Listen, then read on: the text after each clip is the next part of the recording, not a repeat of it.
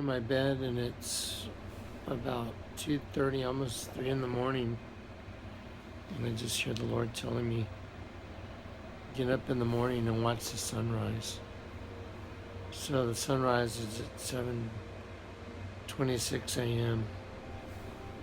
I set my alarm for 6. It's 6:21 a.m. Let's see.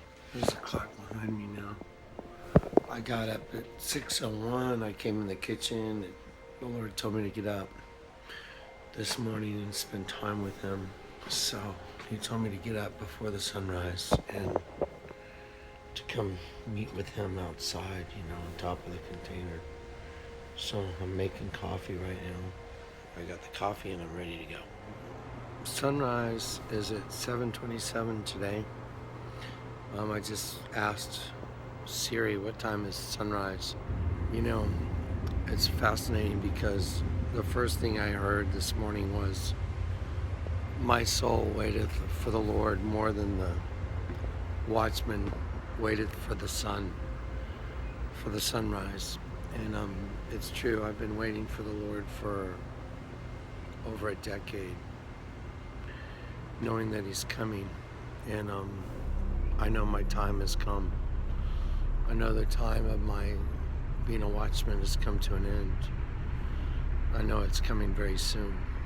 I'm sitting here looking east, and there's the bright morning star. Wow. I'm facing directly east. I'm up here on top of the deck, and I'm overlooking, all the surrounding houses, and we're way up here at the treetop level. And I'm gonna open my Bible, get up my flashlight, and see what the Lord has for me this morning. It's pretty crazy. I opened up my Bible to Isaiah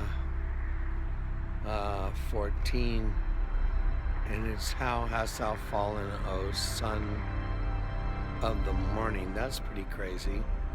That's what I opened up my Bible to, and I'm looking at the morning star. And I'm sitting on top of this container that has this spiral staircase that shows DNA. I don't get up in the morning and watch the sunrise, but the Lord told me to do it this morning, to get up and to meet with Him. And I opened up my Bible to Isaiah 14 right after I looked at the morning star. There it is. Wow, that's crazy. I'm waiting to see that thing go shooting out of the sky. That's so crazy. Now begins the sunrise. Still about 20 minutes off. But here's what I opened my Bible to. You can see it's Isaiah 14. Now, by the way, folks, I did not plan this. I just opened my Bible. How art you fallen from heaven, O Lucifer, son of the morning. Look what I'm looking at. I'm looking at the morning star, guys. That's crazy. How art thou cut down to the ground, who hast weakened nations? For you said in your heart, I will ascend into the heavens. I will exalt my throne above the stars of God. I will sit on the mount of the congregation, on the further sides of the north. I will ascend above the heights of the clouds. I will be like the Most High. Yet you shall be brought down to Sheol, to the lowest depths of the pit. Those who see you will gaze at you and consider you, saying, is this the man who made the earth tremble and shook the kingdoms, who made the world as a wilderness and destroyed its cities, who did not open the house of its prisoners? Wow. I find it fascinating, being a watchman, that that the Lord would have me get up before sunrise, come sit on top of the container. So I'm up top. Come sit on top of the container and watch the sunrise. I mean, that's mind-boggling. And here comes the sun. I just hear in my spirit, a watchman, my soul waiteth for the Lord, more than a watchman that waiteth for the dawn. Wow. This is over, folks. This is coming to an end. Praise God. I'm so tired. You know, I saw the strangest thing up in the sky above me. It looked like a star, and then it got super bright, and then it moved off. It went boom, it got real bright, and then it just faded down to nothing and moved off. And I'm sitting here with Isaiah 14 on my Bible and looking at the morning star and the sunrise, and I'm hearing in my spirit again, my soul waiteth for the dawn, waiteth for the Lord. My soul waiteth for the Lord more than a watchman waiteth for the dawn. So as a watchman, I find it fascinating that he would have me get up and watch the sunrise.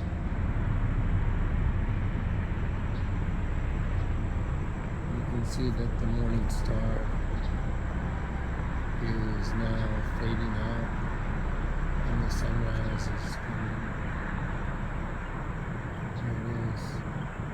That is so fascinating. I saw this star light up and get very bright and then fade to nothing, but you could still see it look like a star moving. It's very odd. Never seen anything like it. And here I am doing what I was told, to get up this morning early and come watch the sunrise. There it is. So now I'm hearing in my spirit, the vision awaits from the point of time, but at the end it shall speak. Though it tarry, wait for it will surely come.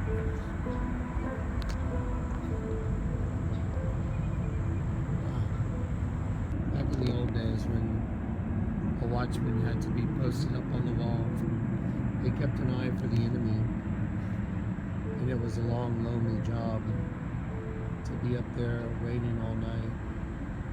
And so once the dawn came, the threat was over for the watchman, because the watchman had to stay on guard through the night and wait for the dawn and keep an eye to protect the inhabitants of the city in order to warn them. I believe my time of warning people is over now. I'll always continue to just share the gift of knowledge and the gift of wisdom with everybody. But all things come to an end. It's very bittersweet. Here comes the dawn right now. Here it comes. Here comes the dawn. I can literally feel the light changing. Just want to have a little heart-to-heart with everybody as well. I just want to thank everybody. The people that supported the ministry. And so we can always use help, because we help other people. So whatever comes in, we've been helping people with. It's so bittersweet. There it is. The dawn has come. So anyway, the dawn has come now. So after yesterday and all the stuff that happened, there's so many supernatural things that still happen that, like if I talked about every single detail and all the minutiae, it would overload y'all. But yesterday was unbelievable. The Red Sea poster, the Red Sea sign that was sent to me, with the cotton ball on it. And that was so crazy. I mean, you are at the Red Sea. So now it's time to just stop and look up, because when they got to the Red Sea, there was nowhere they could go.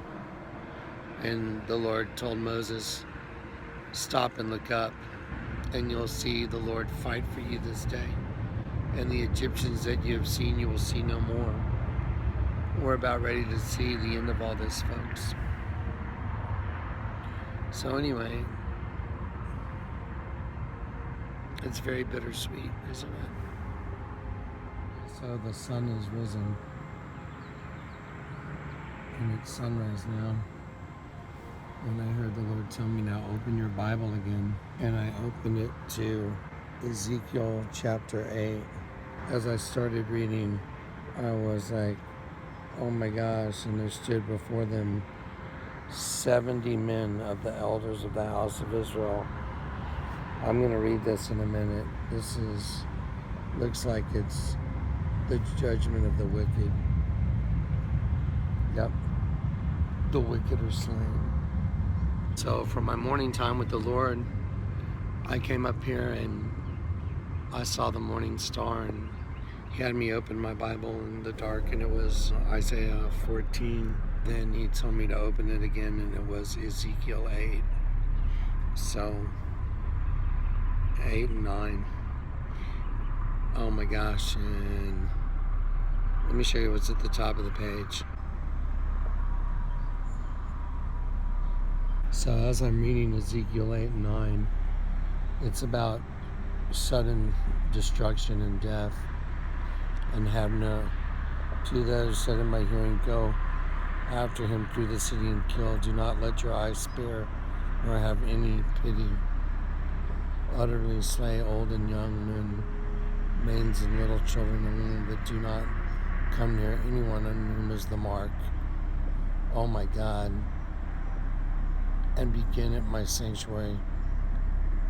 Wow. Do not come near anyone on whom is the mark. Oh my gosh. You know, like when the scorpions come out of the pit also. Revelation 9.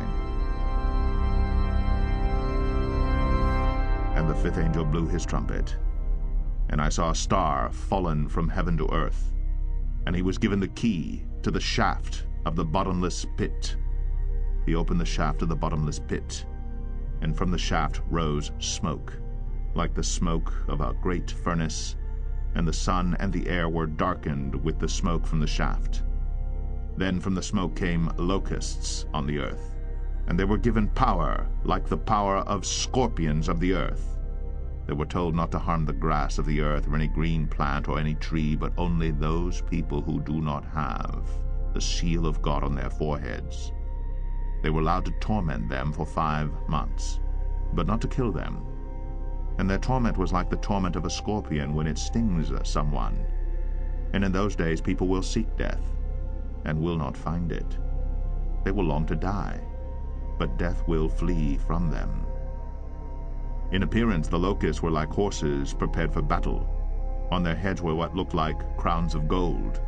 Their faces were like human faces, their hair like women's hair, and their teeth like lions' teeth.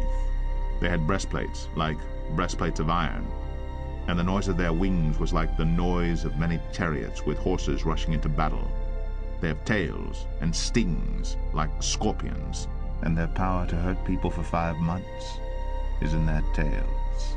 They have as king over them the angel of the bottomless pit. His name in Hebrew is Abaddon, and in Greek he is called Apollyon. The first woe has passed. Behold, 2 woes are still to come. They sting everyone that doesn't have the mark. That's crazy. It says Ezekiel 9:11 on the page. Wow. And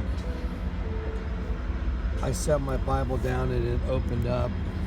This is a Bible I haven't had out in a while, and look what it says. For my son, even though you're not so small anymore, you'll always be my little boy. And it's a kid doing a cartwheel. He's upside down. Wow. not to get up that early in the morning and go sit on, outside waiting for the sunrise. But I very clearly heard the Lord tell me to do it. As a matter of fact, I couldn't even get to sleep until I had acquiesced and said, okay, Lord, I hear you, I'll do it. And I got up and I did it. I don't know how to explain or how to convey this to y'all. You can't be Jonathan Kleck, but the best I can do is convey to you. Look around at everything that's been delivered. Again, it's not me that delivered it. It's the Lord that delivered it through me. It's very different.